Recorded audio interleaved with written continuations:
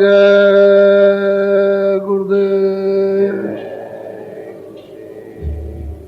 जय गुरुदेव, जय गुरुदेव। जय गुरुदेव नाम किसका, परमात्मा का। जय गुरुदेव नाम किसका। सतगुरु सतनाम तुम्हें कोला को परनाम।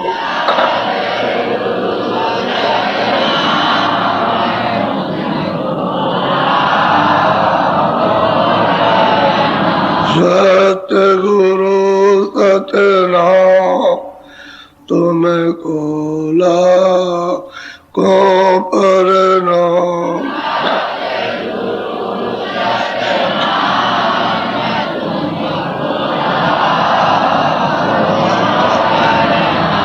कोटिन सूरज चांद सितारे,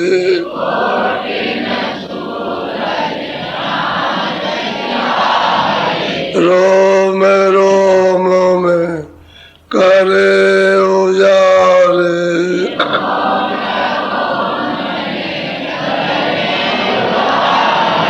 रोम रोम में करे उजारे।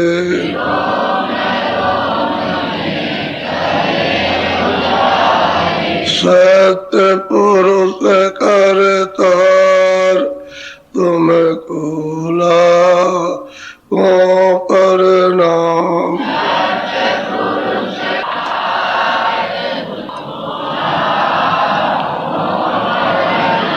अरबों सूरज चांद सितारे,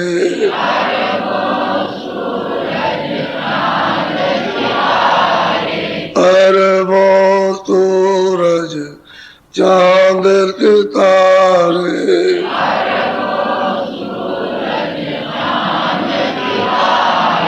रोम रोम में करे उजारे,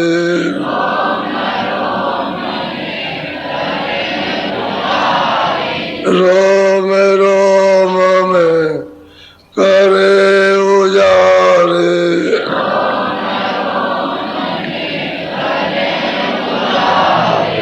अलग पुरुष करता तुम कोला को परनाम।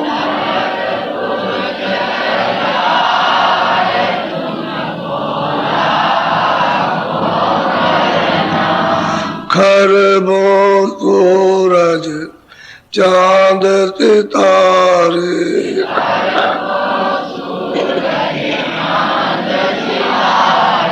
खरबों सूरज चांद सितारे,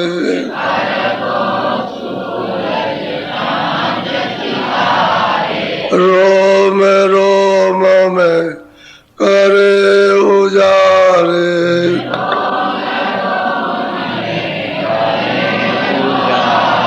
रोम रोम में करे उजारे।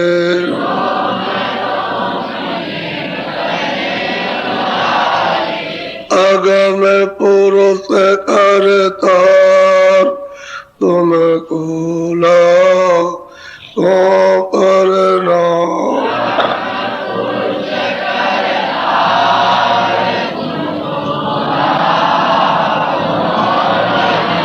नील नील शशि भान उतारे,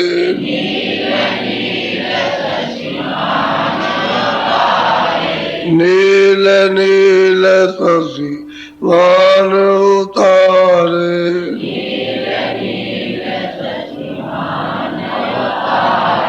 रोम रोम में करे उजारे,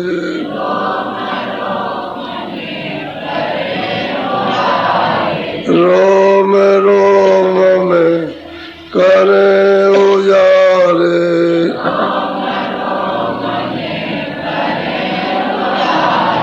अनामी पुरुष करता तुम्हें खोला को प्रणाम।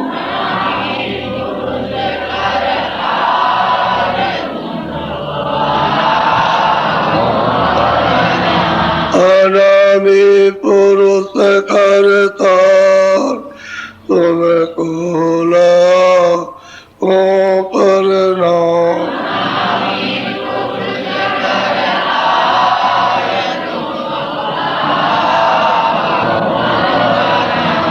तुम्हें खोला को प्रणाम।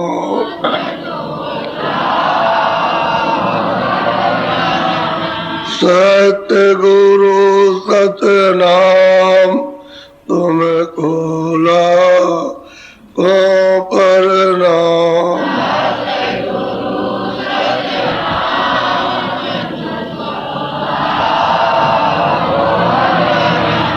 तुम्हें खोला को प्रणाम।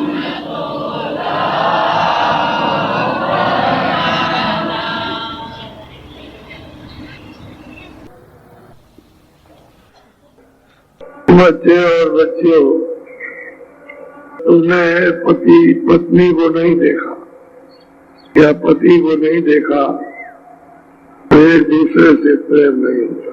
वैसे तो आपने बहुत कुछ देखा, आंखें देखती रहती है, कान सुनते रहते, बुद्धि उस पर विचार करती रहती है, तमाम सुनते बोलते बाजार में, घर में, तीर्थ तीर्थों में, सब जगह सड़कों पर हर तरह की सूरतें आती, वो तो आप देखते ही रहते हो। उस सबको तो आपने पति और पत्नी नहीं बनाया, लेकिन जब पति ने पत्नी को देख लिया या पत्नी ने पति को देख लिया तो प्रेम हो गया। अब उसको ये अधिकार हो गया कि वो चाहे जहां ले जा सकता, उसके साथ जाए, उसके साथ। इसी तरह से इस जगत में तुम सब जगह घूमो फिरो, देखो सुनो, हर चीजें देखो, हर चीजें, हर शब्द सुनो, लेकिन उनसे प्यार आप पर खोजते खोजते जब सब वो महापुरुष मिल जाए तो उनसे प्यार, उनका आपसे, फिर वो जो जहां चाहेंगे ले जाएंगे। और तुम्हारा प्यार उनसे नहीं, उनका तुमसे नहीं। कहेंगे चलो, तुम कहोगे हम नहीं जाएंगे, हम नहीं जा सकते। वो कहेंगे हमारा तुम्हारा गठबंधन प्रेम का हो गया, चलो। तो जब प्रेम हो गया तो उनके साथ चले जाओ। तो ये सूरज जहां से आई वही वो महापुरुष पहुंचाएंगे, क्योंकि ये तो आपका घर है, ये सुरते, ये जीवात्माएं यहाँ से नहीं आई। ये तो मतलब यह है कि सागर से भेजी गई, तो जब तक ये सागर में नहीं समा जाएगी तब तक अपना अखंड देश आनंद का, सुख का सागर कैसे मिलेगा? यहाँ आनंद है नहीं, यहाँ सुख नहीं, यहाँ पर अमृत नहीं, यहाँ शक्ति और सुंदरता नहीं। कितनी सूरतों पर तुम फिदा हो गए, कितनी बनावटी सूरतों पर तुम अपने आप को कुर्बान हो गए, लेकिन कुछ आपका बना, न उनका कुछ बना, न आपका। बनावटी चीजों पर तुम मोहित हो जाओगे, न वो तेरी है न उसका है, क्योंकि ये जीवात्मा का कोई रूप तो है नहीं है कि कोई परमात्मा का रूप हो। कहने का मतलब यह है कि इस जगत में इन जीवात्माओं का साथी, इन सुरतों का मददगार और कोई भी नहीं है।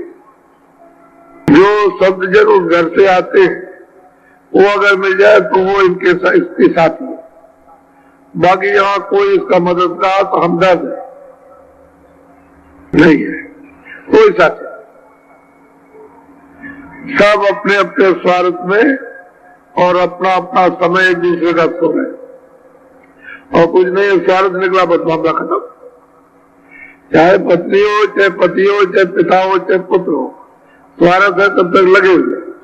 और जैसे ही स्वार्थ खत्म हुआ तो अलग, न किसी का कोई पिता है, न किसी का कोई बच्चा, सब स्वार्थ।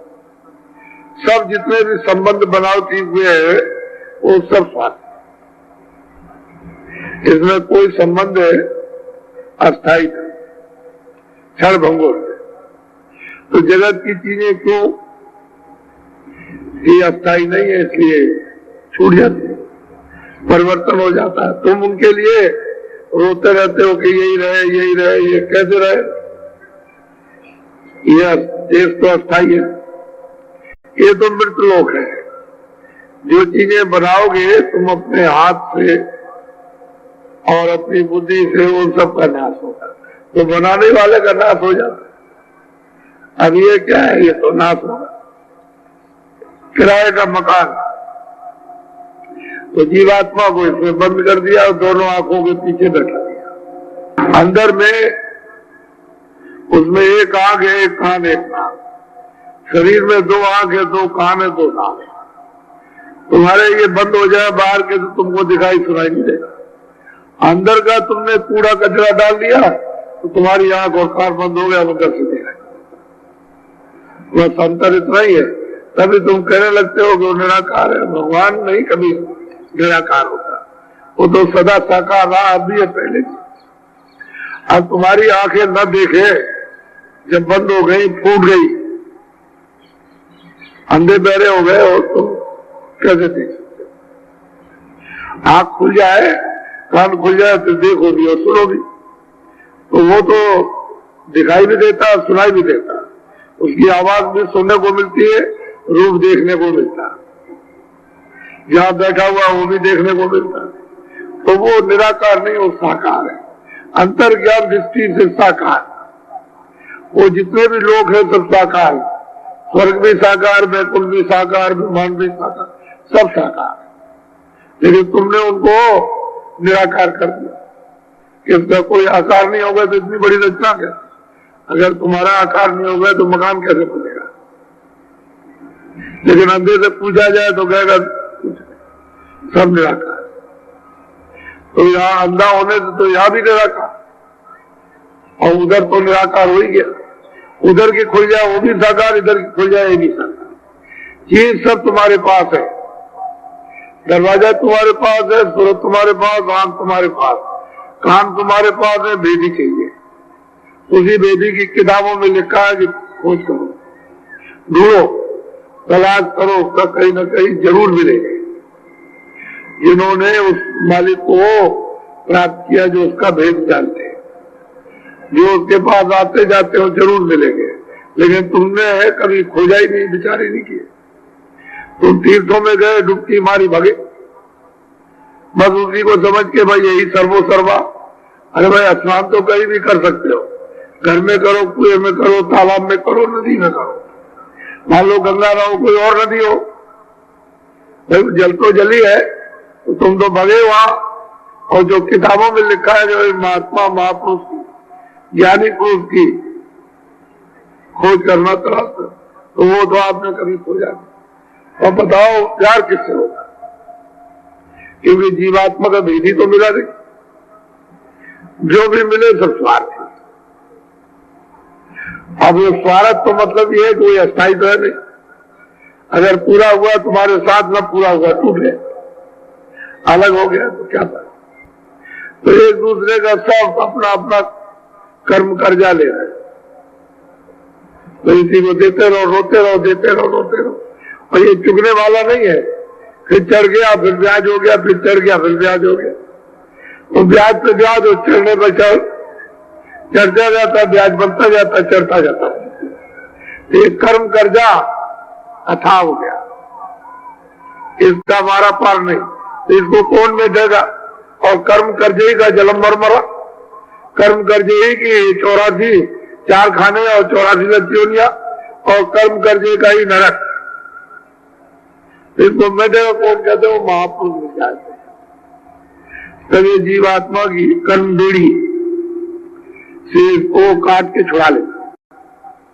और फिर ले चलते हैं क्योंकि अपने घर से आया, ये घर पे आए। ये तो काल का देश है और माया का जाल। बस इसी तृष्णा में, काम में, क्रोध में, लोभ में, मोह में, अहंकार में, इसी में लगे पड़े हुए दिन रात और कहीं कुछ नहीं मिलता। अच्छा, तुम तो समझते हो कि सुख मिले तो रोज रो रहे हो, रोज कोई इससे रो रहा, कोई उससे रो रहा, कोई पत्नी ये कर रही, पति ये कर रहा, पिता ये कर रहा, ससुर ये, भाई ये कर रहा, भतीजा ये, और जेठ ये कर रहा, पड़ोस ये, उसी में रोते रहते, उसी में तो कहीं चैन अमन नहीं। तो ये चैन अमन का देश ही नहीं, ये तो मृत लोक है। तुम कहते हो मेरा देश, मेरी जमीन है, मेरा मकान है, मेरा धन दौलत है, ये मेरी जाति है, मैं तेरा कौन सी जाति? तू किसी जात का नहीं। ये तो अज्ञान में ब्राह्मण बन गया क्षत्रिय, लेकिन तेरी कोई जात नहीं। तू खाली एक मनुष्य है, पंचभौती, उसमें बंद है, वो जीवात्मा बंद, तेरी कौन सी जात है? बेमतलब का जाति में बन गया। अरे भाई, अपना छुटकारा करता मतलब तो ये था, और इसमें बंद गया आकर के लकीर के फकीर, और बस इसी से रो रहा, मेरी जाति है, मेरा धर्म है, मेरा ये, मेरे बच्चे, मेरा मकान, ये सब नहीं जाएगा।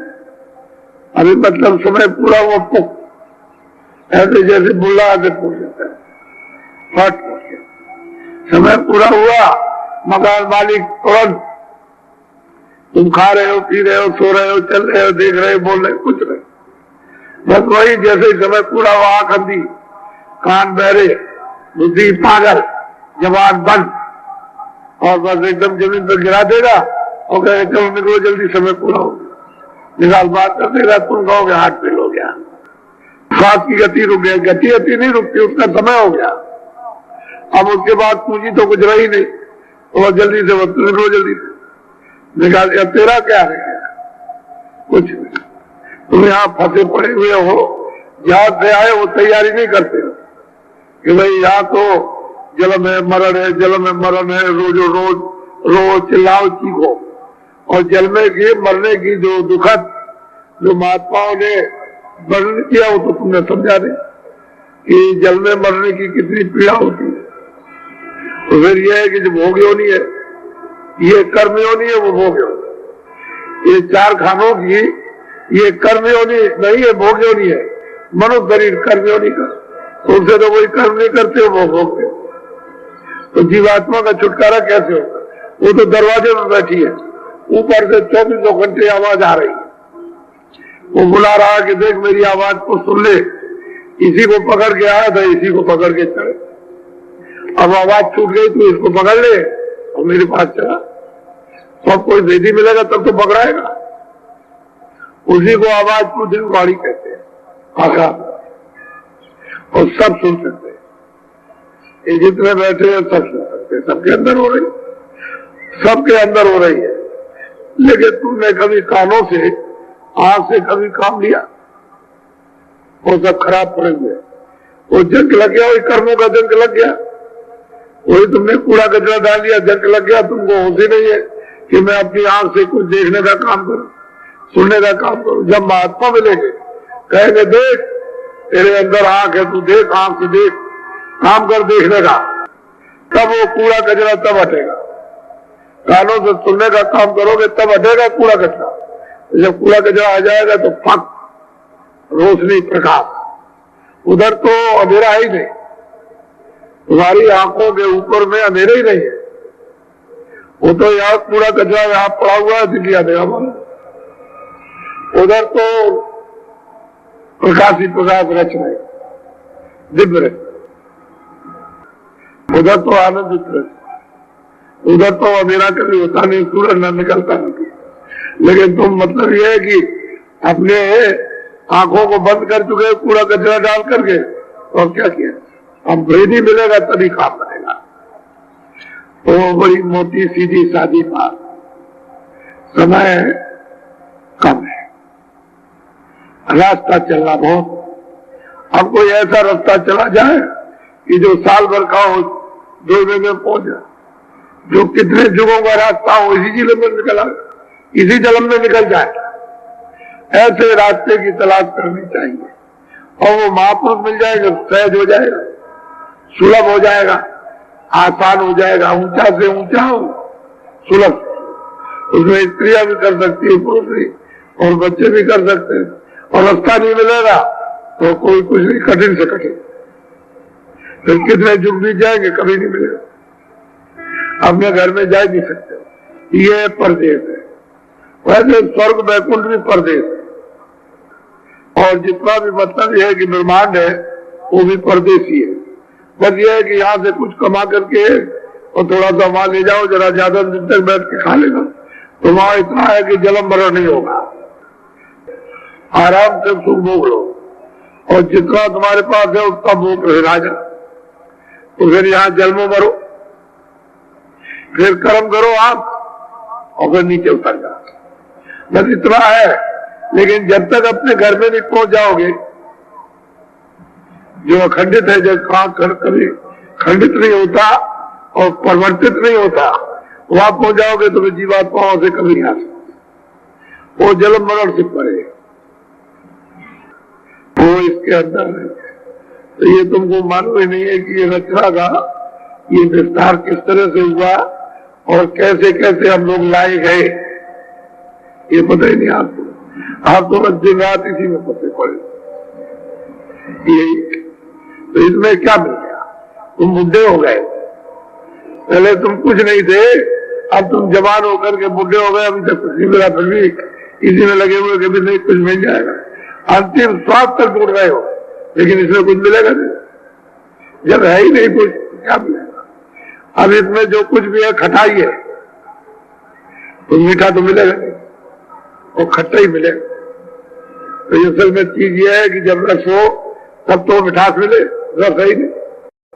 तो जड़ता में क्या रस, जीवात्मा चेतन है, और चेतन से चेतन का आप स्मरण करो, उसका भजन करो तो चेतन मिल जाए। आप जड़ से चेतन का चाहते हो कि हम जड़ से भजन करें और चेतन मिल जाए, वो हो नहीं सकता। तो जीवात्मा चेतन है, शरीर है, इंद्रिया है, चार, इनसे कुछ करोगे वो नहीं मिलेगा, और चेतन से चेतन करो, चेतन प्राप्त हो। तो वो भेद आपको मालूम नहीं, वो महात्मा भी नहीं मिलते, इसलिए जलम आपका सारा है। अरे तुम ऐसा क्यों सोचते हो, कभी कुछ लेके जाएगा। तुम ठीक है, तुम गरीब हो, ठीक बात है, लेकिन पेट तो उतना ही भरता है जितना नहीं भरता। वो कोई बड़ा ज्यादा तो नहीं रखेगा जितना इसमें रख सकता, उतना ही वो सो जाएगा, उतना ही तुम भी पेट भरते। अरे समझ लो इसको, बाल लोग हुक्म हो गया कि भाई तुम्हारा समय पूरा हो गया, चलो निकलो, उसको भी समय पूरा हो गया, चलो तुम भी निकलो, तो हो गया कुछ लेके। तुम अगर एक रत्ती भर लेके नहीं जा सकते तो क्या वो लाख लेके जाएगा। लेकिन संदेह है कि शायद ये लेके चला जाएगा, हम पीछे रह गए, इसलिए इसको बटोर लो। ये भ्रम है, भ्रम, अज्ञान है, मोह ममता है, लेकिन कोई चीज साथ नहीं जाती, इसके साथ कुछ भी जाने वाला है। जब यही साथ नहीं जाएगा, पंचभौतिक शरीर ये इससे अलग कर दी जाएगी जीवात्मा, तो शरीर ये पड़ा है जिसने इकट्ठा किया था, सामान ये पड़ा, तुम्हारा कुछ। तुम देखो मरघट पर अभी जाओ तो वहां भूखे जा रहे, वो कुछ लेके जा रहे, मकान का कुछ नहीं। अब इससे काम ले लो, जब तक इसमें जीवात्मा तब तक काम ले लीजिए। खेती भी करो, दुकान करो, दफ्तर करो, कपड़े करो, खाना खाओ, सब करो, लेकिन इसमें रहने वाली जीवात्मा को जगा लो। असली काम ये है, यानी इसकी मलहम पट्टी मरम्मत करो और इसको निरोगी रखो, तो तुम इसको रोगी कर देते हो। तो ये जब रोगी हो जाएगा, टूट जाएगा, तो इसमें चैन अमन कैसे मिलेगा। मकान को खराब कर दिया तो जीवात्मा किस तरह से आराम पाएगी। इसलिए इसकी मलहम पट्टी करो और जीवात्मा को जल्दी जगाओ, अपने घर में पहुंचा। तो इसी मकान के द्वारा जीवात्मा को घर में पहुंचा दो, ये उसका पहुंचाने का आधार है। तो वो आधार आप काम में नहीं लेते हो तो कैसे घर में जाओगे, ये घर आपका नहीं। बोलो चलो अब जरा सत्संग सुनो। आप देखो ये मसला है, लोग ये कहते हैं कि धर्म स्थान है, हाँ ठीक है, मैं भी जहाँ महात्मा ऋषि मुनि निवास करते हैं धर्मस्थान, वो तीर्थ बन जाता है।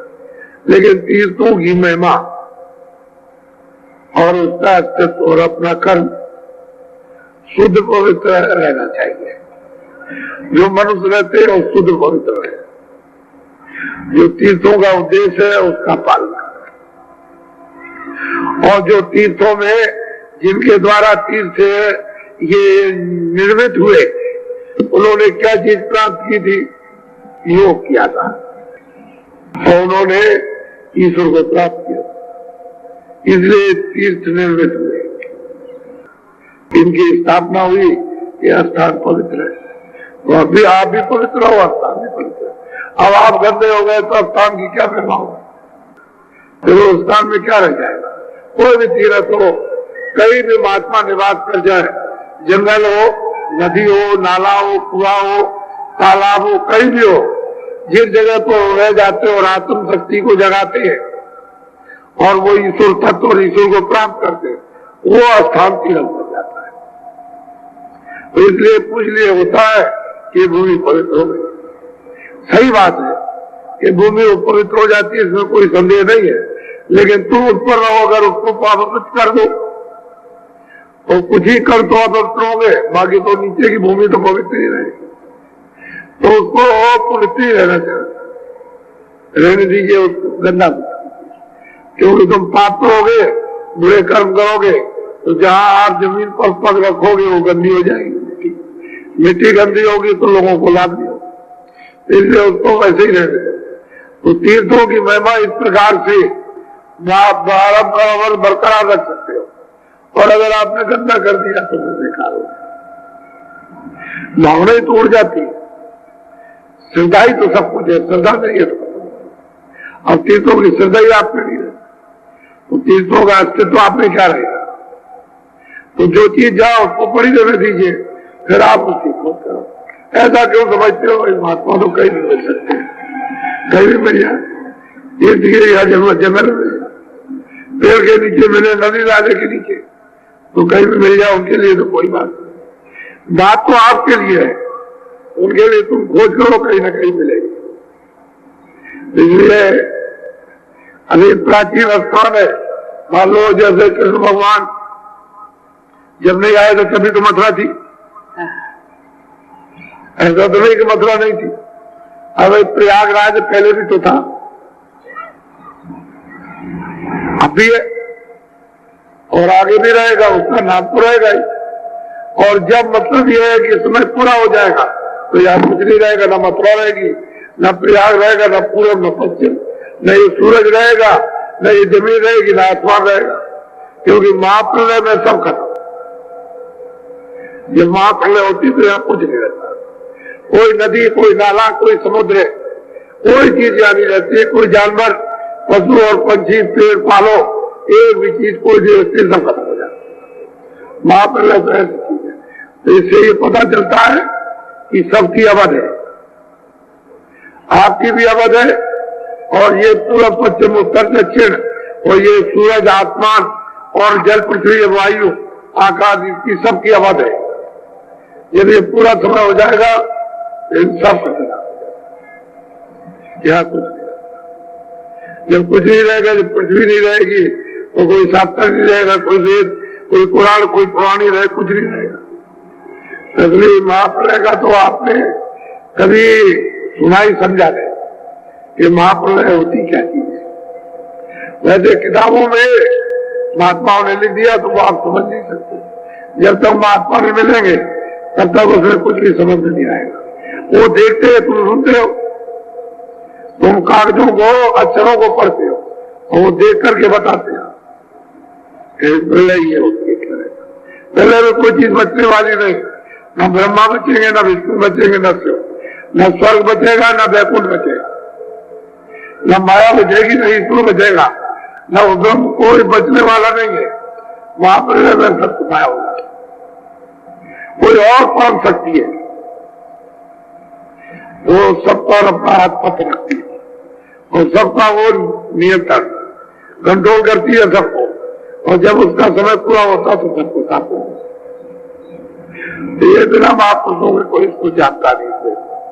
लेकिन जो पूरे महात्मा होते हैं वो ये सब देख सक जाते हैं, सब देखते हैं, सब जानते हैं और लोगों को बताते हैं। लेकिन करें तो क्या करें, यहाँ उसका कोई नमूना नहीं है तो इशारे कर जाते हैं, तो इशारों में कोई चीज मिलती नहीं यहाँ। तो आप कहते हो कि भाई तो एक कल्पना थी, कल्पना नहीं, वो तो सत्य है।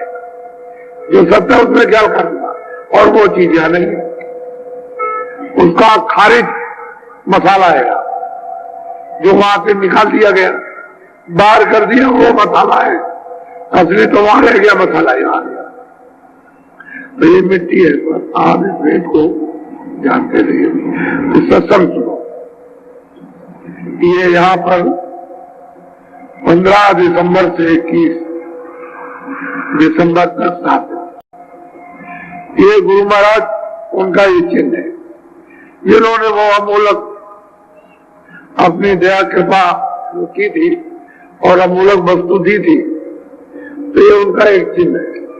वो कह के गए थे कि हमारी चीज जो है लोगों को बांट देना, जिससे जीवात्माओं का भला हो जाए, छुटकारा पा जाए, कल्याण हो जाए। तो असल में बात यह है कि महापुरुष किस अवस्था में आते हैं, कितने छुपे रहते हैं, वो लोग उनको नहीं जान पाते, उनसे फायदा नहीं उठा पाते हैं। असली चीज तो ये है, और उनकी खोज तलाश तरह से मिल जाते, खोजने पर तो मिलेंगे। ये लोग सब जो है वो देखते रहते हैं कि कौन मेरी खोज कर रहा, तो उसको कहीं ना कहीं मिलेगा, कोई ना कोई जरिया पैदा कर लेते हैं, उसको बुला लेते हैं। उनके पास हर तरह के हथियार है और सब बुझाए, सब काम करते।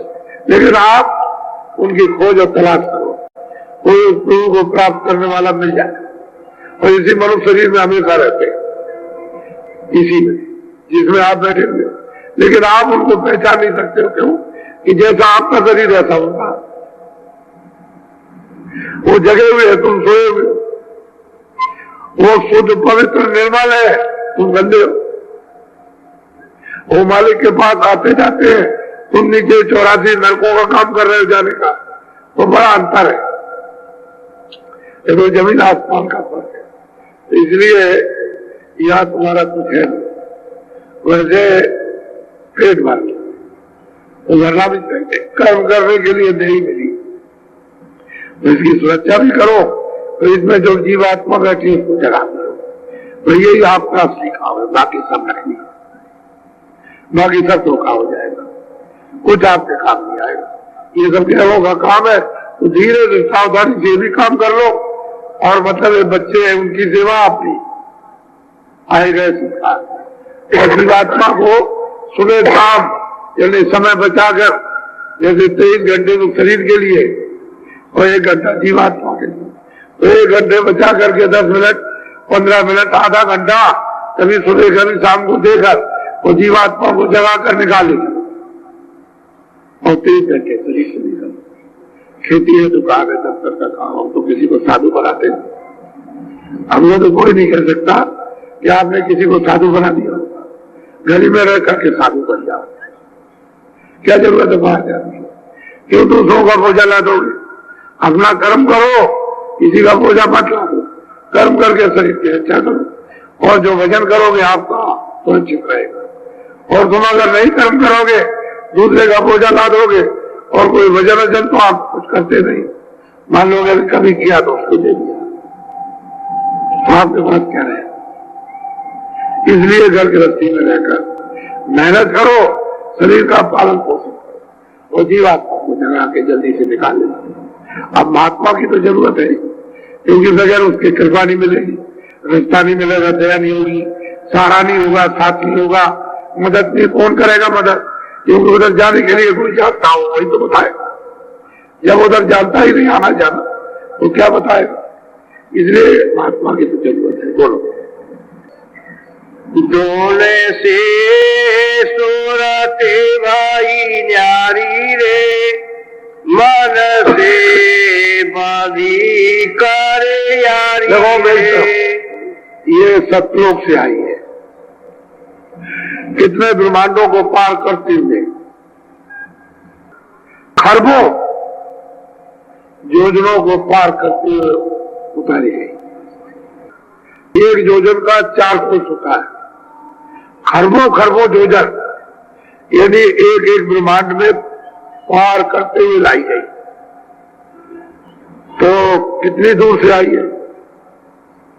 और इधर देखो आप, इसी मनुष्य शरीर में ये दोनों आंखों के बीचों बीच बैठा दी गई।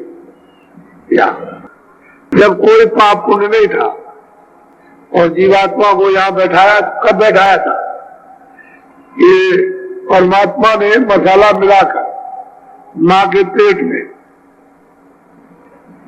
उसने ढांचा बनाया गर्भ में। जब 5 महीने का हो गया तो उसने यहां लाके बैठा दिया दोनों आंखों के बीचों बीच।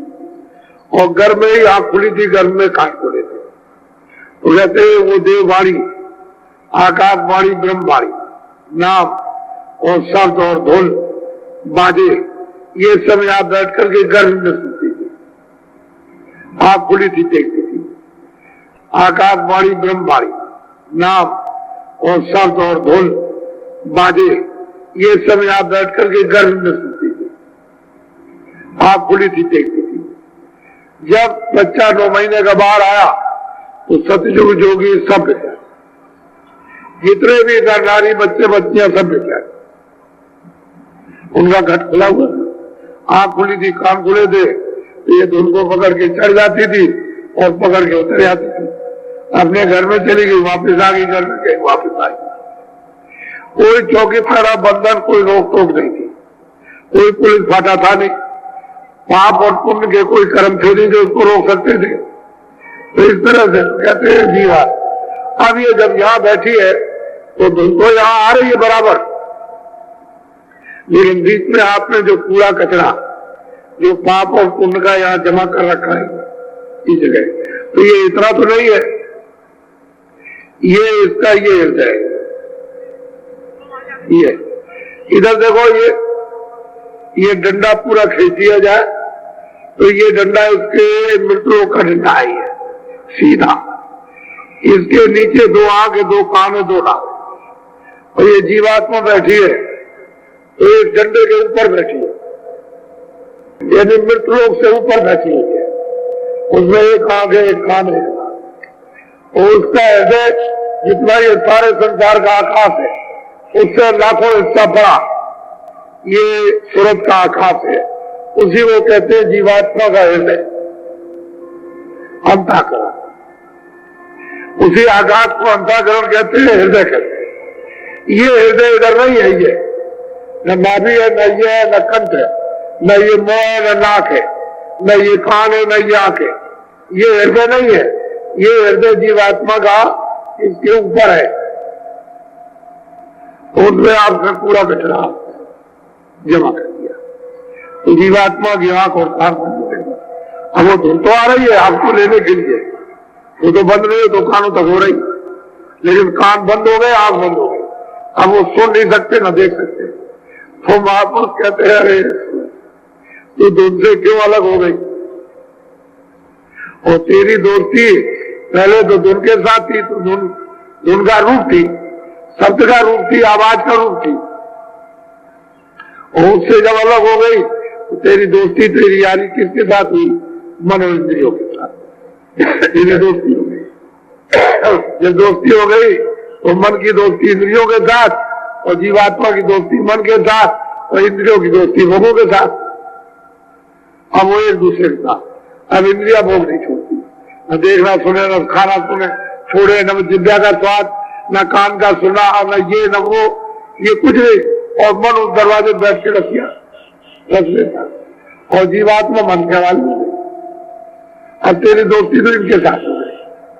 अब वो धुन ऊपर आ रही है तुझको लेने के लिए, लेकिन उसको तू सुन नहीं पाती। अब कोई बेटी अगर मिल जाए और कहे कि देखो जरा ये मुंह से हटो, तो इस मन से इधर हटो, इधर से हटो, तो और तुम अपनी उससे बाल से काम लो, दिप कान से, तो जब आप काम लेने लगो तो ऊपर धुन हो रही 24 घंटे हो गई। देववाणी, आकाशवाणी, अखंड कीर्तन, अखंड आरती, वहां तेल बत्ती की जरूरत नहीं है। 24 घंटे और चारों जगहों से एक रफ्तार चल रहा और तुम्हारी आंखों में, लेकिन अब आंख बंद हो गई तो कैसे देखो? खुल जाए तो दिखाई दे, कान खुल जाए तो सुनाई दे। तब तो उसी आवाज को पकड़ के आए थे, उसी धुन को, उसी नाम को, उसी शब्द को, और उसी को पकड़ के चढ़ जाओ तो भेदी मिलना चाहिए जानकार, क्योंकि सूरत को नाम से छोड़ दे। इसीलिए गोस्वामी जी महाराज कहते हैं कलयुग केवल नाम आधार। वो जो धुन आ रही, जो आवाज आ रही है, जो देववाणी आ रही, जो शब्द आ रहा, उसी को पकड़ लो किसी जानकार के द्वारा। जब धुन को पकड़ लोगे तो चढ़ जाओ, तो जीवात्मा जाग जाए, जड़ से निकल जाएगी चेतन, चेतन धारण कर ले। जड़ रूप समाप्त हो गया, चेतन रूप नहीं तो वही चेतन जड़ में जड़ रूप हो गई, अब बिना वैदिक नहीं हो सकती। भव जाल फांसी जख मारी रे, घर छूटा तेरे उजारी रे। समझाते हैं कि जब से तुमने धुन को छोड़ दिया, नाम को छोड़ दिया, शब्द को छोड़ दिया, तो आना जाना आत्मा घर में बंद हो गया। अब तुम्हें इस भवजाल में, इस संशय जाल में, इस मोह जाल में, लोभ में, अहंकार जाल में, इसमें तुम फंस गए। अब झक मारते करते हो तो घर टूटा और अब उजाड़ में चल रहे। यह उजाड़ में तो कहीं कुछ है, राजा भी घूम रहा है कुछ मिल जाएगा, शेर साहूकार भी घूम रहे हैं कुछ मिल जाएगा, और तुम भी घूम रहे हो मिल जाएगा कुछ, मजदूर भी घूम रहा हो उसमें मिल जाएगा। इसमें क्या मिलेगा? भवजाल। भवजाल तो संशय जाल है, इसमें कुछ नहीं है। अब वो घर छूट गया, अब वो घर मिलेगा नहीं क्योंकि तो छूट गया, रास्ता ही छोड़ दिया आपने। जिस नाम के द्वारा जब सूरत आई थी और आंखों के पीछे बैठी तब तो नाम पकड़ी थी, जब गंदगी को आपने जमा कर दिया वो आवाज आपसे छूट गई, देखना छूट गया तो आंख बंद हो गई, कान बंद हो गए, अब घर छूट गया। अब इस गुजार में गुजार है, यह है क्या? इसमें झक मारते रोते चिल्लाते क्या करे क्या करे क्या करे क्या करे, यहाँ कुछ मिलता नहीं। तो घर भी छूट गया, आधार भी। अब बिना किसी के मिलेंगे, अब आधार नहीं मिल सकता, ना घर मिल सकता, ना उसका पता ठिकाना मिलेगा कि तुम कैसे आए और कैसे जाओगे। जानकार तो होना ही चाहिए उसके लिए। अब उजाड़ में घूम रहे हो और झक मारते हो, रोते चिल्लाते हो, कोई कारगर आपका उपाय नहीं है, चाहे जितनी कोशिश करो आप, लेकिन कोई कारगर नहीं। तो हम तुम्हें क्या होता है? निराश हो जाता है। जब थोड़े दिनों के बाद तुम्हारे बच्चे तुम पर हावी हो जाएंगे तो यही जो बाहर की इच्छाएं अंदर हो जाएंगी, क्योंकि कुछ करते नहीं, अंदर अंदर रोगे, चिल्लाओगे क्या? पहले तो तुम सब कुछ थे और अब तुम कुछ नहीं और सब कुछ ले लिया। अब अंदर रो रहा, बच्चा काम नहीं, बच्ची काम नहीं, ये काम नहीं, वो काम नहीं, सुनता नहीं, खाना नहीं देता है, कपड़े नहीं देता। अब तुम अंदर रो रहे हो, बाहर से तो कुछ कर नहीं सकते। बाहर यूं रोते रहे कि झक मारते रहे, इधर कुछ मिल जाएगा उधर कुछ मिल जाएगा, कभी यहाँ गवा दिया, कभी वहां मिल गया, कभी वो धोखा दे गया, कभी ये दे गया धोखा, ढूंढते तलाश करते रहे तो घर तो इन चीजों में मिलेगा नहीं। घर तो आपका छूट गया। घर तो जो आने का रास्ता वही जानेगा, उसी धुन को जिसको पकड़ के आए थे वही पकड़ लो तो आप बिल्कुल जाओगे घर में जाने के लिए। वहां पे और बिना महात्मा के नहीं मिलेगा। जो इसका विधि वापस आता जाता होगा वो मिल जाएगा, तभी आपको पकड़ाएगा, तभी वो धुन देगा, तभी वो शब्द और नाम को देगा, तभी वो जीवात्मा नाम को पकड़ेगी करके, क्योंकि ऊपर तो खुले हुए मैदान है, वहां वहां देने का नाम देता। जैसे ये तो कुछ भी सृष्टि नहीं है, ये तो अंधेरा मालूम होता, दिन में भी देखो मटमैला मालूम होता, उधर तो फक, उधर तो रचना है। गुरु ज्ञान नाही चितधारी रे, विष भोगे विषय। क्या करें ये सूरत, दोनों आंखों के पीछे बैठ करके और इसकी दोस्ती मन और इंद्रियों और भोगों के साथ हो गई, जग मारती होती है। तो क्या करें, क्या करें? महात्मा बहुत कुछ जगाते हैं, उनका तो ज्ञान आपने लिया नहीं, उनका तो रास्ता लिया, उनकी समझ लेते उनका भेज लेते कुछ करते तब तो मतलब असल से दूर होता, तो आप जाग जाते। लेकिन वो तो कुछ नहीं है, अब ये विष पी रहे हो, इंद्रियों के विष नहीं होता है, इसमें कुछ आपको मिलेगा। खाने में, इंद्रिय स्वाद में, इसमें, काम में, क्रोध में, लोभ में विष है, जहर पी रहे हो काबा, और ये नहीं जानते हो कि हम मर जाएंगे। यदि मरने का मतलब कि वो नरकों में और 84 में बंद हो जाओगे, फिर वहां कुछ नहीं होगा, कोई सुनने वाला नहीं। या तुमको कोई काटे, पैर काटे, नाक काटे, कोई सुनने वाला नहीं है, जो तुम्हारा सब कुछ चीर डाले। और ये जीवों के साथ और क्या होता है, ये वही सुनते हैं जो मनुष्य शरीर में आई है। इन्होंने गलती और कसूर किया, पाप और पुण्य किए, वो बेचारे वापस कर दिए। अब वो मारी जा रही, सताई जा रही, कोई सुनने वाला आपको सुनते हो।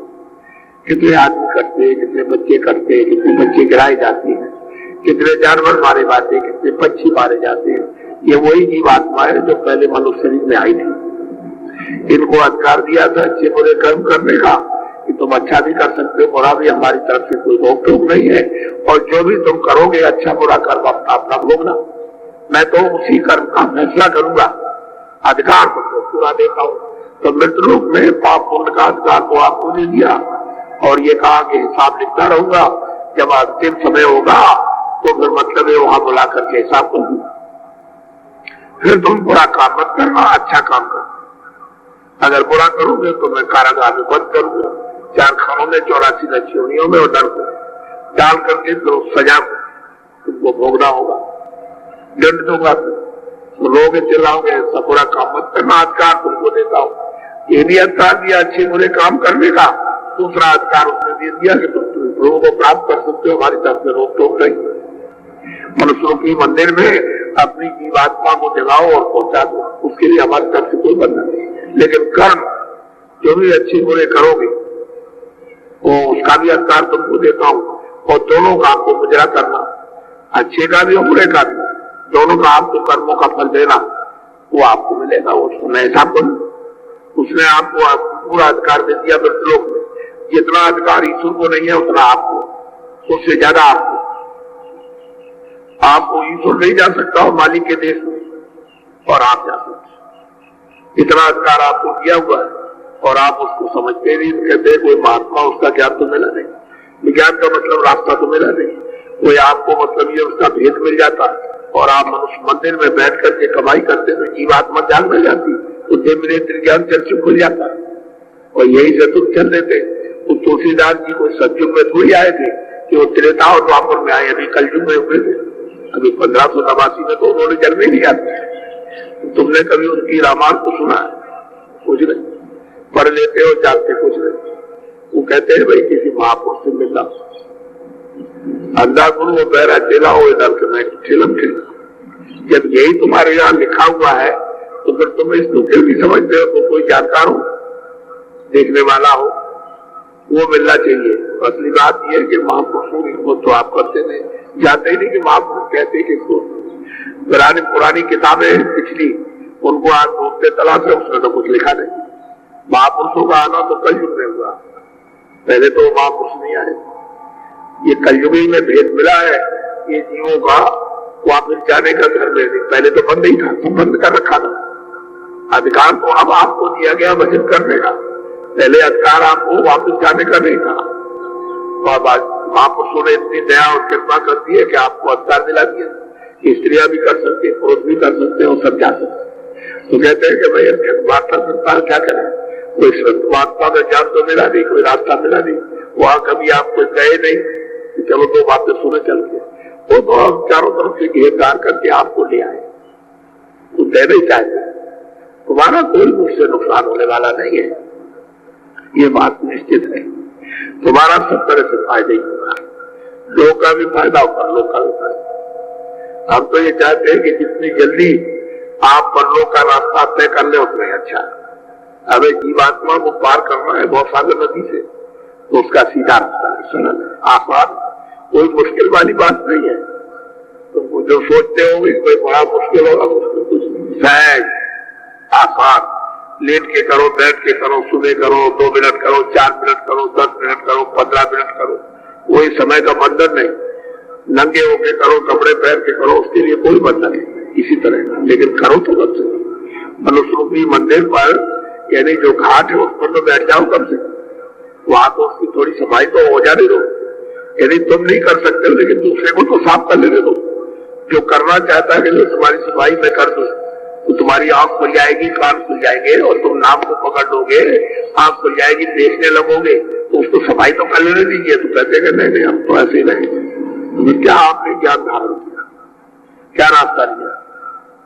सिर भार उठा वत भारी रे, जमदंड साहे सिर पर भार, दूसरों का लाद रहा है, मेरा है मेरा है मेरा है मेरा, तेरा कोई नहीं।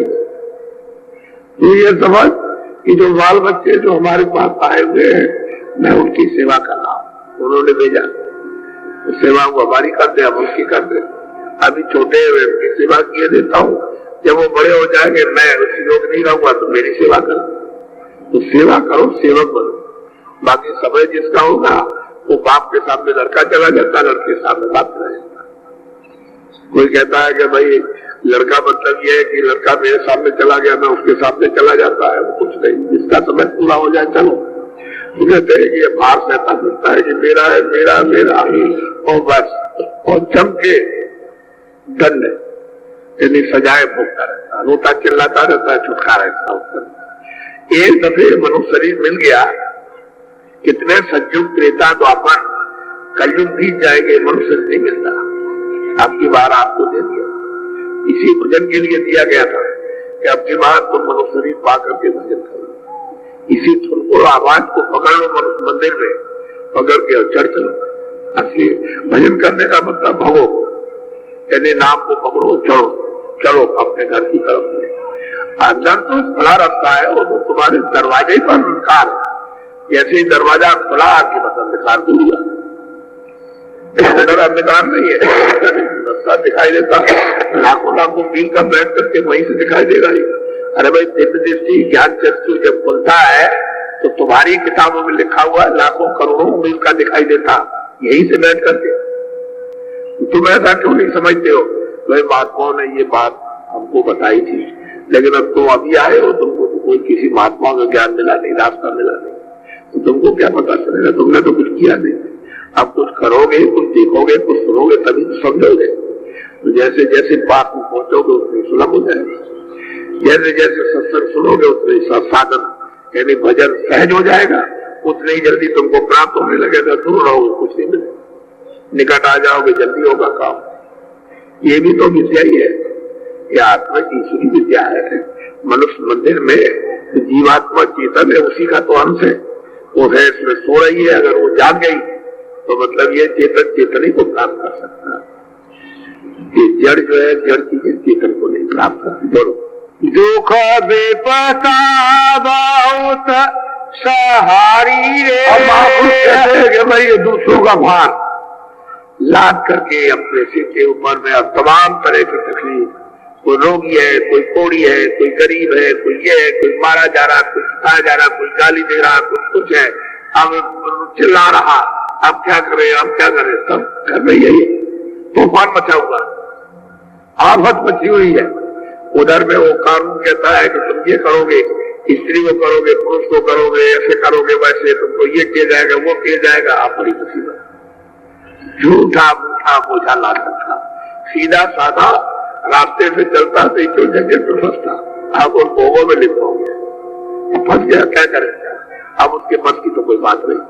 अब जीवात्मा क्या करे? वो तो मन शैतान हो गया, इंद्रियों के दरवाजों में बैठ करके रस लेने लगा, उसका आदि बन गया, अब खो नहीं पाता।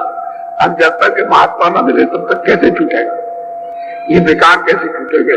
न काम छूटता, न क्रोध छूटता, न लोभ छूटता, न मोह छूटता। अब मोह सकल व्याधियों का मूल, उसको आपने पकड़ रखा, अब रो रहा, झट मारता, अब कहा जाए? वो अगर सोचे मैं कुएं में गिर जाऊं, गिरने नहीं देगी, ये हमारा दंड दिए जा, यानी सजा, इसको भोगे जा, कहा जाता, वो निकलने नहीं देगी। तो क्या कह रहे? रो रहा है। अब तो मैं तो ये सोचा था, तुमको तो अधिकार दिया था, तो उसका आपने दुरुपयोग कर दिया। बस बात इतना ही है। बोलो, सुने मान वचन मेरा प्यारी रे, घट उलटो लखे सूरत तो दोनों आंखों के बीचों बीच बैठी हुई है और मैं तो चाहता हूं कि तुझसे प्यार कर लूं, तो मेरी बात को अपने हित के लिए मान करके और जो मैं बताऊं तो जरा सा घट पर बैठ जा, घाट पर, घट कहते हैं घाट पर। ये दोनों आंखों के मध्य भाग में ये सूरत बैठी हुई है। इधर देखो उसमें तीसरी आंख है और तीसरा कान है। शरीर में 2 आंख है, 2 कान है, 2 नाक। ये कहते हैं हाँ इधर से घूम करके यहाँ आकर के बैठ जा और ऊपर की तरफ तू अपनी आंख से देख और कान से तुम तेरा घाट पकड़ जाएगा। तो अभी इधर देख रही थी, इधर उधर कुछ मिल जाएगा, इधर कुछ मिल, तो जरा सा उधर मैंने तो अंधेरा है और जब ऊपर को देखेंगे तो उजाला हो जाएगा। कहते सब उजाले हो जाएगा, तब तुझे पता चलेगा शहर क्या है, लोग क्या है, रचना क्या है, नैकुंठ किसको कहते हैं, स्वर्ग किसको कहते हैं, कितने बड़े बड़े शहर है, कितने बड़े बड़े नदी नाले, कितने बड़े बड़े पहाड़ है, कितने पर्वत है, देवी देवता जिसको कहते हैं देव रचना, वो कैसी दिव्य रचना है। आप तो किताबों में ही सुनते रहते हो, लेकिन वो तो तुम्हारे पास है और तुम लोग कहते हैं कि खाट में लगते। जो इधर देख रहे हो वो अंदर की आंख से ऊपर देखो, ऊपर की तरफ में देखो, बाहर की आंखों से भी अंदर की आंख। तो बाहर की शरीर की आंख अलग है, शरीर के कान अलग है, शरीर की नाक अलग, और अंदर जीवात्मा की आंख अलग है, जीवात्मा के कान अलग है, जीवात्मा की नाक अलग है। तो उससे देखो, जब उलट दोगे तो कहते हो उजाले हो जाना। रचना तो उधरी है, असली बात तो ये है, रचना उधरी शुरू होती है, वही देखने लायक होगा कि ये सब जड़ है, ये जड़ है निरस, लेकिन आप उसमें छड़े जरा सी ठंडक आती है, देखने का, सुनने का, मतलब हिंदी का, इसका जिब्या का जरा सा रस, जरा सा आया बस, पर उसी में फंसे हुए कि अभी और आ जाएगा, अभी और आ जाएगा, अभी और आ जाएगा, अभी और आ जाएगा, इसमें आ जाएगा, अभी इसमें आ जाएगा, जरा सा मसाला पड़ जाएगा तो इसमें आएगा, जरा सा ये हो जाएगा, मीठा पड़ेगा तो इसमें कुछ नहीं। अब वही जरा से के लिए आप फंसे पड़ेंगे और जो आनंद का जो खजाना है वो लाना पड़ेगा, उसको तो आपने छोड़ दिया, की तलाश कर रहे हो। ये मन उसी को खोज रहा है जो हमारा कहीं हमारा आनंद खो गया है, वो हमारा कहाँ है, तो वो मिलता नहीं, क्योंकि रास्ता छूट गया। अब रास्ते से चलेगा तब तो मिल जाएगा, और रास्ता छूट गया, कहीं मिलता नहीं, जहाँ वो ढूंढ रहा, ये जगह ढूंढता वहां है नहीं, और ढूंढता रहेगा। अब महापुरुष इसका भेद जानते हैं कि जिसने इस आनंद को छोड़ दिया, अगर वही रास्ता दे दे और वहां पहुंच चले तो चुप हो जाए। अपने रस को, अपने आनंद को जब पालेगा फिर कुछ चुप हो जाए, भाग दौड़ मत। हम कहते हैं कि तुम अंदर में उल्टो, अपनी दिव्य आंख को उससे काम लो, ऊपर उलट देखो तो उजाले उजाला। कहते हैं लख उजाली, कहते हैं उजाले में देख कैसी कैसी रचना है अंदर, सुंदर खूबसूरत, ऐसी खूबसूरत और सुंदर रचना कि वो कभी सपने में भी देखने में नहीं आती। सादारस पियो पारी रे, चारे बोलो गगन की बारी कहते शब्द का रस, उसी को अमृत है, शब्द में अमृत चूड़ा। वो कहते हैं कि शब्द का रस लो, जब शब्द का रस जब मिलने लगेगा, ये मजबूत हो जाएगा, न बुद्धि जाएगी, न चित्त जाएगा, मन जाएगा, सूरत का साथ है। तो ये शब्द का रस, तो इसको ताकत मिल जाएगी और चेतनता, इसमें चेतनता आ जाएगी, उस जड़ से निकलने लगेगी। और जब यहाँ आकर के खड़ी हो जाए, इसी जगह नीचे से निकल कर सिमट करके यहाँ दरवाजे पर, बस ये जब खड़ी हो जाए तो इस सूरत में, इसी जीवात्मा में इतना प्रकाश, इतनी तेज रोशनी है कि सूरज की रोशनी उसके सामने कुछ नहीं। सूरज जिसे आकाश में अपना प्रकाश करता है, ये तो से एक हिस्सा, इससे यानी लाखों हिस्सा तो सूरज का हृदय कितना बड़ा है, उसमें मतलब ये देखने से पता चलता है कि सूरज की रोशनी उसके सामने कुछ नहीं। जो यहाँ पर बैठी हुई है दोनों आंखों के, लेकिन इतनी छोटी कि जड़ में मिलकर के अपने अस्तित्व को खो दिया, अपनी चेतनता को समाप्त कर दिया। लेकिन जब चारों तरफ से सिमट के आ जाएगी और यहाँ आकर के खड़ी हो जाएगी, ऊपर को उल्टेगी, तो इसमें इतना प्रकाश रोशनी इतनी है, इतनी लाइट है कि सूरज में कुछ नहीं। तब महापुरुषों ने उसको प्राप्त किया। ऐसे नहीं देखते। और ये सबने पाया कलयुग में। ये मैं सतयुग की बात नहीं करता हूँ, जिस युग में आप बैठे हो उसी युग की बात कर रहा हूँ। आप भी प्राप्त कर सकते हो, पर मुश्किल नहीं है। ये जो वर्णन करता हूँ कि आपके हाथ खुल जाए, खंड खुल जाए, तुम भी शब्द का, नाम का, देववाणी का, आकाशवाणी का, ब्रह्मवाणी का और कलमा आयतों का रस लेने लगो तो आप भी ले। ये नहीं मैं वो गाना गा रहा हूँ पिछला, तुम्हारे लिए गा रहा हूँ कि तुम भी प्राप्त कर सकते हो। बोलो। सतगुरु अब काज सुधारी। सदगुरु जब पूरे गुरु मिल जाएंगे तो उसके बगैर दूसरा कोई आधार नहीं, वही ले जाएंगे, वही वेद बताएंगे, वही जोड़ेंगे नाम के साथ। उस सूरत को, उस जीवात्मा को जब जोड़ देंगे उसके साथ में, तो मतलब ये डोरी है, उसी नाम डोरी को पकड़ के चढ़ चलेगी। तुलसीदास जी ने उसी को पकड़ा था, नाम डोरी को, तो जाग गए। नाम जिए जब जागे जोगी, उसी को मुंदे नैन त्रिशत में भयो, उन जुतवल कौशलपुर गए, मोह विलोक राम मुस्काई। उसी डोरी को पकड़ करके पहुंचे और वहां साक्षात्कार उन्होंने ईश्वर के दर्शन किए। साक्षात बात के ज्ञान शक्ति। वो कहते हैं कि जब मुझे देखकर और मैं उनको देखकर हंस पड़े, मैंने हंसते हुए उनको देखा और मुझे देखकर वो हंस पड़े, तो मुझे भी प्रसन्नता आ गई। तो रास्ता उन्होंने दे दिया, तो मैं अंदर चला गया। तो अंदर जब गया तो क्या देखता हूँ, अंदर उधर माज सोनंडा जलाया, देखूं को विमान दिखाया, बहुत से विमान। उधर जाकर के देखता हूँ तमाम रचना प्रकार की। तो अगर बैठ करके उन्होंने न देखा होता, जिस बात से ज्ञान चक्षु से इस कलयुग में इस शरीर में बैठ के तो लिखते क्या, वही तो उन्होंने लिखा कि तुम्हारे पास आंख है, कान तुम्हारे पास है, नाक तुम्हारे पास, दरवाजा तुम्हारे पास, लेकिन कोई वेदी तो मिलना चाहिए ज्ञान का, जो उधर आता जाता हूँ, जो ले जा सके लिया। सूरत को नाम के साथ जोड़ दे, उसका भेज दे, गंदगी को साफ करे। तो तुम भी थोड़ी बहुत मेहनत करो कि हम अपनी गंदगी को साफ कराना चाहते हैं, हमारी गंदगी साफ हो जाए। हमने पता नहीं क्या अपराध किए, क्या पाप और क्या पुण्य किए, गंदगी जमा है, इसलिए जीवात्मा जो है सो रही है। अब इसको तो चेतना कुछ है नहीं, कुछ दया कृपा हो जाए, गंदगी साफ हो जाए, मन बुद्धि चित्त अंतःकरण साफ हो, तो कुछ कम से कम इच्छा करो अपने सफाई की, तो महात्मा की कृपा और दया तो हो जाएगी। वो तुम इच्छा करने लगोगे तो उसकी दया होने लगेगी। जब इच्छा नहीं करते हो तो दया के चिंते को पीछे बिखेरते चले, पहले सोच लीजिए पीछे की बोलते चले क्या। अरे भाई जब इच्छा करोगे तभी दया होगी, इच्छा नहीं करते हो तो जब सत्संग सुनते हो तुम्हारी इच्छा जागती है तो दया होने लगती है। तो जो भेद बता देते हैं वो कहते हैं तुम 10 मिनट 15 मिनट तुम अपना बैठ कर लेट करके जैसे भी हो वैसे करो, घाट पर आओ, तो घाट पे आके तुमको पकड़ा दे, थोड़ा सा बाहर से मुड़ जाओ। उतनी मेहनत करना है कि जरा सा इधर उधर से मुड़ करके दरवाजे पर आओ यहाँ, और कानों से काम करो और बस उतरे में काम आपको मैं पकड़ा देंगे। जब पकड़ोगे तुमको तो उधर देखो उजाले वो तो शब्द में नाम में प्रकाश है, उसमें सब है, शक्ति भी है, ज्ञान भी है, अमृत भी है, रस भी है, सब सुंदरता सब कुछ है उसके अंदर। कोई ऐसी चीज नहीं है जो शब्द में कोई चीज बाकी।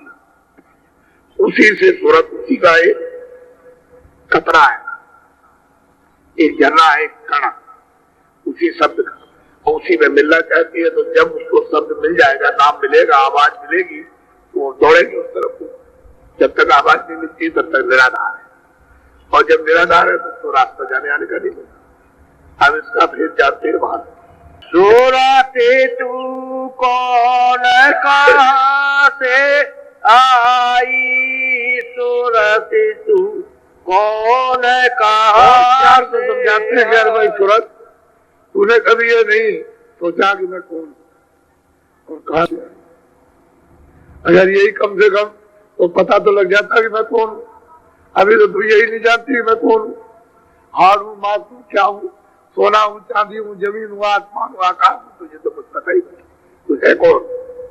और फिर तुझे ये मालूम होता कि मैं कौन हूँ तो कहाँ से आई, तो तू अपनी फिक्र करती कि भाई मेरा घर कहाँ है, मेरे साथी कहाँ है, मुझे जो है वो बनाने वाला कौन है।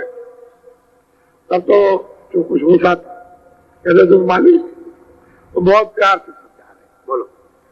जगत जाल यह मन रचि राखा, क्यों या में भरमाई। गधे महापुरुष है सूरत, एक तो तू अपने को नहीं जानती है और कहां से आए वो भी नहीं मालूम, और जगत जाल में आकर के फंस गई। इसमें तूने इसमें क्या आराम समझा, क्या आराम है।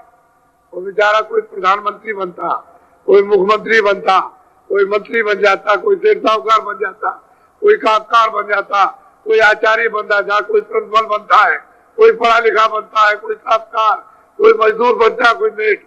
अच्छा क्या आराम इसमें, क्या आराम, कोई आराम। रात और दिन इसमें पहुंचते रहो, किसी से कुछ नहीं, लेकिन न जानने के कारण पहुंचते रहो। अगर जान लिया जाए तो उसमें कुछ भी आराम, और न जानने के कारण वो सोच रहा है कि साथ इसमें से कुछ आनंद मिल जाए, कुछ आनंद मिल जाए, कुछ मिल जाएगा, कुछ मिल जाएगा, कुछ नहीं है। बाजार से सामान खरीद करके लाया और खा पी करके सब बराबर कर दिया, पैर फूल कर उसे फट गया, वो कहता भाई इसमें तो कुछ नहीं है, और कुछ आ जाए, और कुछ आ जाए। उसको भी ले आया, उसको फाट फूट के बराबर, तो कहता और कुछ ले आए, अरे इसमें कुछ है नहीं है। ये जगत जाल आती तो बताई, यहाँ पे भरमाई, इसमें आकर सूरत तू भरमाई, नाम को पकड़ और चल अपने घर में, वहां निश्चित रहना, और वहां कोई परिवर्तन नहीं होता। ना कोई हिंदू, ना मुसलमान, ना कोई जन्मता, ना मरता, ना रोटी खाता, ना दफ्तर है, ना काम करता, ना खेती करता, ना दुकान करता। अरे जब मनुष्य शरीर नहीं है तो बीमार कौन होगा। कहते हो निश्चिंत, अखंड, स्वतंत्र और स्वच्छ आनंद का देश है। तू वहां चल, वहां की रहने वाली है, सब पता ठिकाना सब बता देंगे, सब मिल जाएगा। बोलो। पुरुष तू सतपुर बासी, फांसी काल अब वो बड़े प्यार से समझाते हैं कि पुरुष यानी वो सतपुरुष सतलोक में उनकी तू अंश है, और वहां से काल मांग करके ले आया, तपस्या करके ले आया। ऐसे ने कितने जुग जुगान तप किया, अनगिनती सतयुग त्रेता द्वापर कितने बीत गए, अनगिनती किया इसकी कोई गिनती नहीं, तब वो सतपुरुष प्रसन्न हुए। तो इसने वरदान मांगा, उन्होंने कहा तुम क्या चाहते हो, हम तुमसे बहुत खुश हैं। तो उन्होंने कहा कि आपके अपने राज के समान राज दे दीजिए। तो बगैर जीवात्माओं के, क्योंकि जीवात्मा चेतन है, तो चेतन के बगैर कोई राज का निर्माण नहीं हो सकता, कोई रचना नहीं हो सकती। तो उन्होंने कहा कि अच्छा ये तुमको हमने दिया, तो इन सुरतों का एक भंडार छोटा था, इनको दे दिया। तो ला करके यहाँ ला करके फंसा लिया। जब शुरू में लाए थे तब तो इनको सबको बहुत था, उस झटके में यानी सब जगे हुए थे, निकल गए। जब ये सब जाने लगे वापिस, तो उसने देखा कि भाई जब सब चले जाएंगे तो फिर यहाँ क्या रहेगा, मैंने इतने दिन तब किया है तो और कितना करना पड़ेगा। तो फौरन शक्तियां पैदा की, और पैदा करके उन्होंने उनको आदेश दिया कि तुम जाकर के तपस्या करो। तब करने लगे वो, और तब करते करते फिर उनको ये अंदर बाणी सुनाई दी कि जो हम बोले वो लिख दो। उसी को वेद बाणी आकाश बाणी कहते, तो जो बोलते गए वो लिख दिया। वो ये चारों वेदों में 1 लाख श्लोक है, बस पूरा विधान बना दिया। और उन्होंने आदेश दिया कि जब विधान बन गया तो संसार में सबको सुना दो कि विधान बन गया और सबको अधिकार किया जाएगा। सबको ढंढोरा पीट दिया और कहा कि जो कोई भी पाप पुण्य करेगा, अच्छा बुरा, न्याय अन्याय, सत्य असत, वो अपने अपने कर्म का फल अपना अपना भोगेगा। बस अधिकार दे दिया, तिथि तारीख रख दी, उसके बाद आप करने लगे। पहले तो कोई बुरा काम नहीं करते थे, अच्छे ही काम करते थे, लेकिन उसकी भी तो गंदगी अब जमा होगी। पहले तो अच्छे की गंदगी जमा नहीं होती थी, अब वो अच्छे की जमा होगी और बुरे की भी जमा, पाप की भी और पुण्य की भी गंदगी जमा होगी। वही गंदगी जमा होते होते यही जो सूरत का आकाश जीवात्मा का वो सब गंदा हो गया। उस गंदगी से देखना सुनना संपन्न, नाम का आधार टूट गया, कान बंद हो गए, आंख बंद हो गई, अब देखना भी बंद, सुनना भी बंद, अब निराधार हो गए। तो यहाँ झक मारती इस संसार में क्या क्या, अरे जगत जाल अति दुखदाई, इसमें तूने क्या आराम समझा, या क्या आराम आपको खेती दुकान दफ्तर के काम में। अरे धीरे से, उंगली दबी हुई है, धीरे से निकाल, भागो मत, बाल बच्चों को मत छोड़ो, स्त्री को स्त्री पति को मत छोड़े, धीरे से अपनी उंगली को निकालो। किसी महात्मा से मिलो, वो धीरे से उंगली को निकलवा देगा, और उंगली में चोट भी नहीं आएगी, धीरे से निकाल लो, वो धीरे से निकलते हो, कुछ पता नहीं चलेगा। खेती भी कर ली, दुकान भी कर ली, दफ्तर का काम भी कर लिया, बच्चों की सेवा भी कर ली, कपड़े भी पहन लिए, खाना भी खा लिया, खिला भी दिया, ये भी सेवा थी, सत्कार भी हो गया, और जीवात्मा को जगा के धीरे से निकाल दिया। ऐसा सहज रास्ता, सुलभ चलो, वैसे टेढ़े रास्ते से कुछ होने वाला नहीं, इसमें कुछ आ रहा सिवाय तकलीफ के।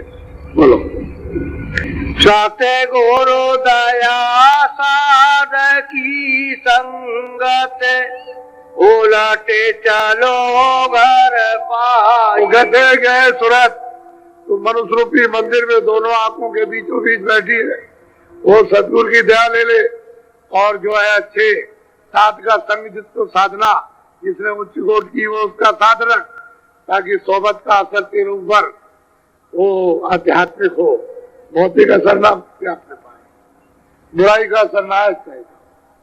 कहते उलट चलो अपने घर की तरफ चलो।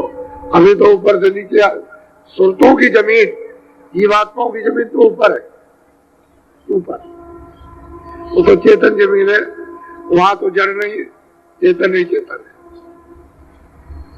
आनंद ही आनंद है, सुखी तो जमीन तो ऊपर है और नीचे आत्मा, शरीर की जमीन नीचे और ऊपर आत्मा।